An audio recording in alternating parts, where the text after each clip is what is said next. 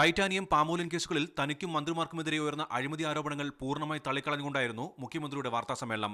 Titanium case രാഷ്ട്രീയ പ്രേരിതമാണ്. മാലിന്യ സംസ്കരണ പ്ലാൻ ഇല്ലാത്തതിനാൽ ടൈറ്റാനിയം ഉൾപ്പെടെയുള്ള സംസ്ഥാനത്തെ 198 ഫാക്ടറികളും പൂട്ടിപ്പോകുന്ന ഘട്ടത്തിലാണ് പ്രശ്നത്തിൽ ഇടപെട്ടത്. അന്നത്തെ നടപടിയെ തുടർന്നാണ് അടച്ചുപൂട്ടൽ നോട്ടീസ് സുപ്രീംകോടതി മോണിറ്ററിംഗ് കമ്മിറ്റി പിൻവലിച്ചത്. UDF സർക്കാരിന്റെ പ്രാഥമിക നടപടിക്രമങ്ങൾ പിന്നീട് വന്ന LDF സർക്കാർ പൂർത്തിയാക്കുകയും ചെയ്തു. അഴിമതി നടന്നുവെന്ന് ബോധ്യമുണ്ടായിരുന്നുവെങ്കിൽ LDF സർക്കാർ നടപടി എടുക്കാതിരുന്നത് എന്തുകൊണ്ടാണെന്നും ഉമ്മൻചാണ്ടി ചോദിച്ചു.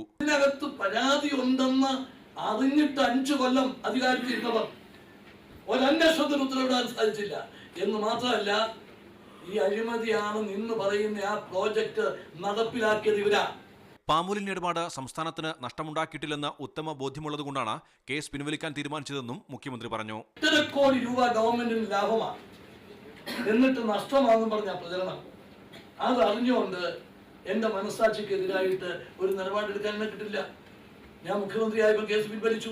+2 കേസിലെ ഹൈക്കോടതി വിധി ചൂണ്ടിക്കാണിച്ചപ്പോൾ കോടതിയെ മാനിക്കുന്നുവെന്നും എന്നാൽ സർക്കാർ തീരുമാനത്തിൽ പിശകില്ലെന്നുമായിരുന്നു മുഖ്യമന്ത്രിയുടെ മറുപടി. മീഡിയ 1 തിരുവനന്തപുരം.